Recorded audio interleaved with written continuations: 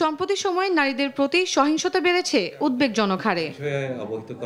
গত ১ মার্চ সন্ধ্যায় মোহাম্মদপুর থানার লালমাটিয়া হাউজিং সোসাইটির বয়েজ হাই স্কুল অ্যান্ড কলেজের সামনে ২ তরুণীকে শারীরিকভাবে লাঞ্ছিত করার চেষ্টা করে গোলাম মুস্তাকিম রিন্টু নামে এক যুবক।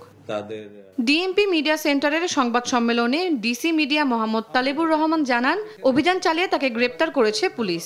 ঘটনার উপর আমরা বিষয়টা তদন্ত অব্যাহত রাখি এবং আমাদের যে প্রাপ্ত তথ্য এবং যারা এই ঘটনার ভিকটিম তাদের যে জবানবন্দি অনুযায়ী একটা মামলা রেকর্ডের প্রক্রিয়া রয়েছে এবং গতকাল দুপুরে এই ঘটনার সাথে জড়িত গোলাম মুস্তাফা মিন্টুকে আমরা তার লালমাটিয়া বাসা থেকে গ্রেফতার করি।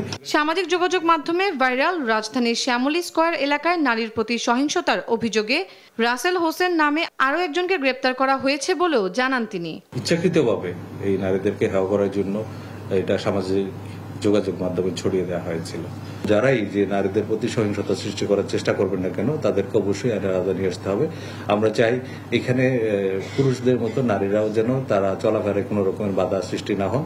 এদিকে বনানী থানার চেয়ারম্যান বাড়ির সামনে ট্রাক চাপায় 2 পোশাক শ্রমিকের মৃত্যুর ঘটনায় পলাতক গাড়ির চালককে গ্রেপ্তার করেছে পুলিশ। আমরা যে দায়ী এই ড্রাইভার তাকে ধরার জন্য আমাদের নজরদারি অব্যাহত রাখি এবং এর সূত্র ধরে গত রাত 11 মার্চ মধ্যরাতে তাকে ঢাকার কেরানীগঞ্জ থেকে গ্রেফতার করা হয়।